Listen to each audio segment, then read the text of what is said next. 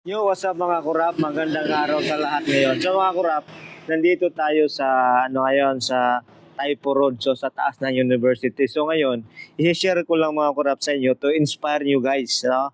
So dati mga kurap, nung bago ako sa Hong Kong, no, at alam mo, sabi ko, tangin na, no, ano meron sa Hong Kong? Nagtanong-tanong ako na, ay may nakita ako dati na driver, Pilipino, tinanong ko. No, di ko alam kung anong pangalan niya, kalimutan ko na yung pangalan. Shoutout sa iyo kuya kung nakilala mo tong mukha na to, no. Sabi ko, magkano yung sahod ng driver? Kasi kadalasan mga kurap, yan naman talaga yung unang tinatanong natin. Pilipino tayo eh. Sabi niya, ang sahod niya dati 16,000 yun. Pagkaalala ko. STN siya. Sabi ko, ang laki, di ba? Ang sahod namin dati is 4,410. Minimum lang yun dati. Pero ngayon, sabi ko, gusto ko rin mag-aaral ng driving. No?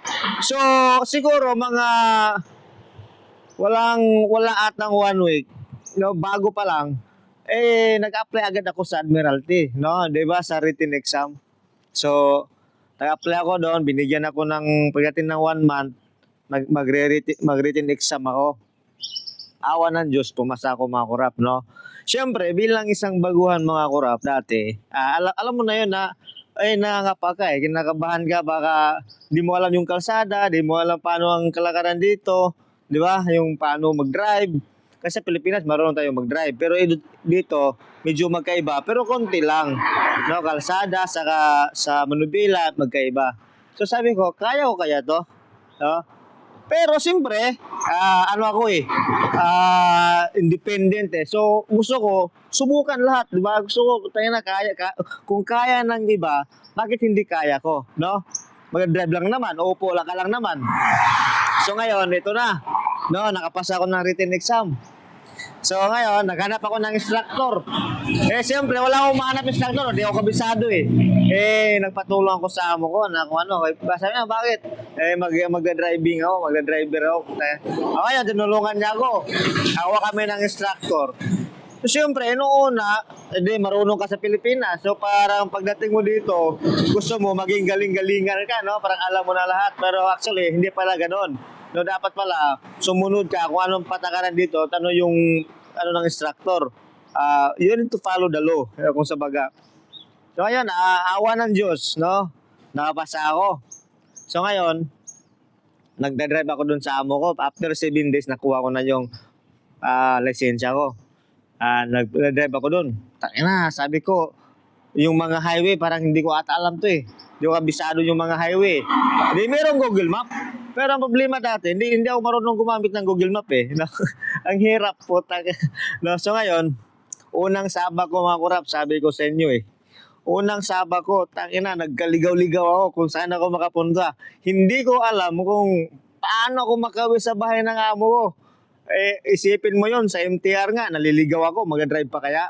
Nagkaligaw-ligaw talaga ako, pero okay lang yun, experience yun eh. Tawag ng amo ko kung saan ako. Saka sila na yung pumunta kung saan lugar ako. Sinabi ko lang ganito, sila na yung pumunta. Kasi hindi ko na alam paano pumunta, paano pabalik eh. Ngayon, medyo nag-aral ako ng Google Map sa YouTube. Nag-search ako, paano gamitin.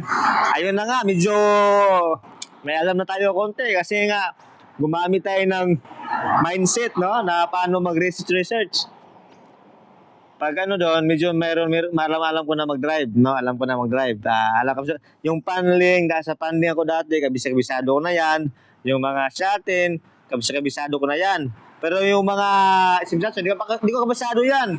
Mga yung mga ungham, hindi ko rin kabisado 'yan. So, sa Central, hindi ko rin kabisado. After 4 years, kami, lumipat ako ng amo. Sabi ko sa amo ko na magpapahinga muna ako. Kasi parang pagod na ako palagi sa trabaho, no? Kasi doon, construction doon eh.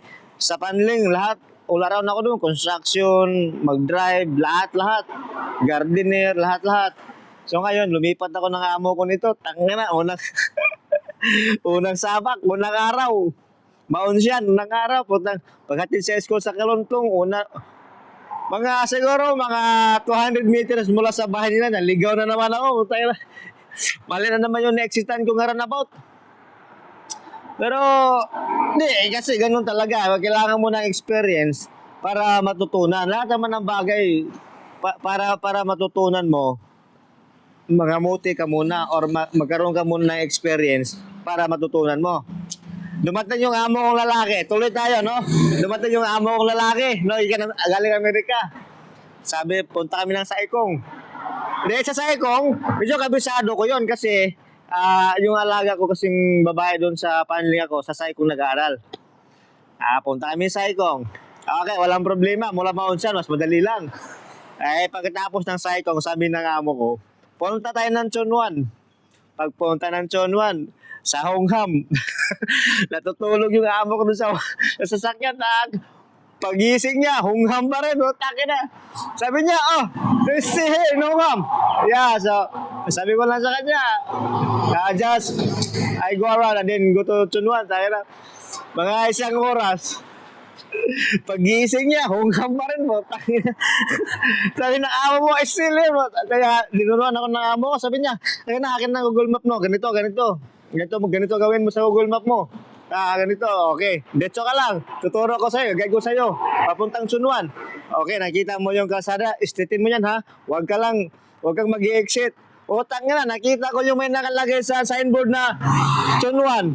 Chunwan West. Tangina, nag-exit ako doon. Pag-exit ko doon, nawala ako, papunta na ako ng Seattle. Sabi ng amo, sabi ko sa'yo, huwag kang mag-exit eh. Diretso ka lang doon. Naligaw na naman ako. Ang dami kong experience dati bago ako nagganito, no, na kahit saan ako pumunta ngayon, halos kabisado ko na lahat kung saan ako pupunta. Sabi ko sa amo ko, bigyan mo na ako ng address kahit sa impyerno pa, no? Putangina, pupunta tayo doon. Kaya alam mo yun, no? Kahit pa ibigay yung address ni Lucifer, putangin na, pupuntahan namin yun, no? Kaya kayo guys, no, kayong nangangapaman kayo na natakot kayo mag-drive. No, huwag kayong matakot. Tayo na, sabi ko sa iyo, ang saya ng experience yung hindi mo alam. Matatawa ka yung pag mabalikan mo.